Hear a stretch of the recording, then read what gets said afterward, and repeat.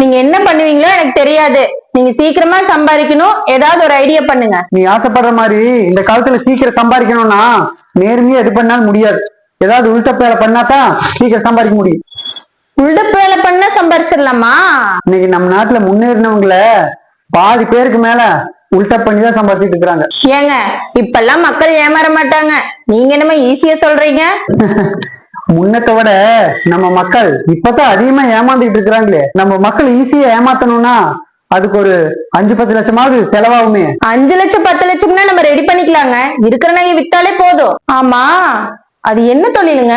ஒரே வருஷத்துல சொந்த இடம் இல்லாதவங்களுக்கு சொந்த இடம் நம்மளோட கியாமியா கம்பெனில. ஒரு வருஷத்துல சொந்த இடம் வாங்க முடியுமா? என்ன விளையாடுறீங்களா? உனக்கு புரியுற மாதிரி சொல்றேன் கேளு. வாடகை வீட்டுல வாழ்ற ஒவ்வொருவருக்கும் தனக்குன்னு ஒரு சொந்த நிலம் வேணும், சொந்தமா ஒரு வீடு கட்டணும் அப்படிங்கிற ஒரு கனவு இருக்கு. அப்படி அவங்க படுற கனவுதான் நம்மளோட முதலீடுமு நம்மளுடைய வருமானமும். என்னங்க சொல்றீங்க? எனக்கு ஒண்ணுமே புரியல போங்க. இந்த திட்டத்துக்கு நம்ம மொத்தம் ஒரு 10,000 பேரையாவது சேர்க்கணும். ஒவ்வொருத்தரும் வாரம் 1000 ரூபாய் கட்டணும் அப்படின்னு சொல்லி நம்ம நிர்ணயம் பண்றோம். அதுக்கான ஒரு இடத்தையும் தேர்வு செஞ்சு நம்ம காட்ட போறோம். அதுக்கான பத்திரத்தையும் நம்ம அவங்ககிட்ட காட்ட போறோம். ஒரு நிமிஷங்க, இடத்த காட்டினா அதுல நமக்கு சிக்கல் வராதா? நம்ம நாட்டுல எதையுமே ஒரிஜினலா ரெடி பண்றதுதான் கஷ்டம். ஆனா டூப்ளிகேட்டா ரெடி பண்றது ரொம்ப ஈஸி.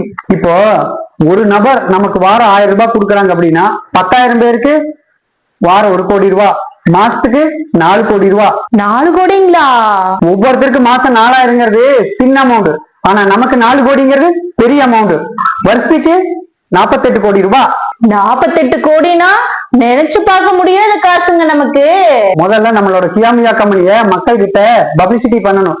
மக்கள் மனசுல நம்பகமான கம்பெனி அப்படின்னு அவங்க மைண்ட்ல ஏத்தணும். அதுக்கு இந்த யூடியூபர்ஸ், இந்த இணையதளவாசிகள்லாம் நிறைய பேர் இருக்கிறாங்க. லட்சக்கணக்கில் ஃபாலோவர்ஸ், கோடிக்கணக்கில் ஃபாலோவர்ஸ் வச்சுக்கிட்டு அவங்களுக்கெல்லாம் ஒரு அமௌண்ட் கொடுத்து நம்ம சும்மா நம்ம கம்பெனியை பத்தி பேசணும்னா அவங்களும் பணத்தை வாங்கிட்டு பேசிட்டு போயிடுவாங்க. அதுல பாதி பேர் மக்கள் வருவாங்க. அப்புறம் இந்த நடிகரை கூட்டிட்டு வந்து ஒரு இடத்த நிக்க வச்சு ஒரு அமௌண்ட் கொடுத்து நம்ம கம்பெனியை பத்தி பேசணும்னா அவங்களும் வாய் பூசாம பேசிட்டு போயிடுவாங்க. அதுக்கும் நிறைய மக்கள் வருவாங்க. அப்புறம் பாரு நம்ம கம்பெனி எவ்வளவு டெவலப் ஆகுது அப்படின்னு.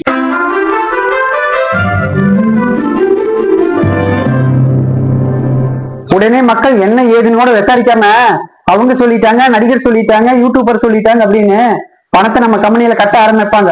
ஒரு 4-5 மாசம் நம்ம வசூல் பண்ண அப்படின்னா ஒரு அமௌண்ட் நமக்கு சேர்ந்துக்கு. அப்புறம் போய் அந்த உதவி செய்யற மாதிரி, இதய அறுவை சிகிச்சை செய்யற மாதிரி, 4 பேருக்கு உதவி செய்யற மாதிரி 4 வீடியோ போட்டோம்னு இன்னும் நம்ம கம்பெனி மேல மக்களுக்கு அபிப்பிராயம் வந்துரு. அப்புறம் நமக்கு வந்த அமௌண்ட்ல ஒரு தொகைய ஒரு பிரபலமான ஒரு பெரிய கட்சிக்கு நிதியா கொடுப்போம். அது எதுக்குங்க? நாளைக்கு உண்மை தெரிஞ்ச நீ எந்த சட்ட சிக்கலையும் மாட்டாம இருக்க, நமக்கு அவங்க பாதுகாப்பு கொடுக்கத்தான் நாம அவங்க கொடுக்கக்கூடிய லஞ்சம் தான் அந்த நிதி.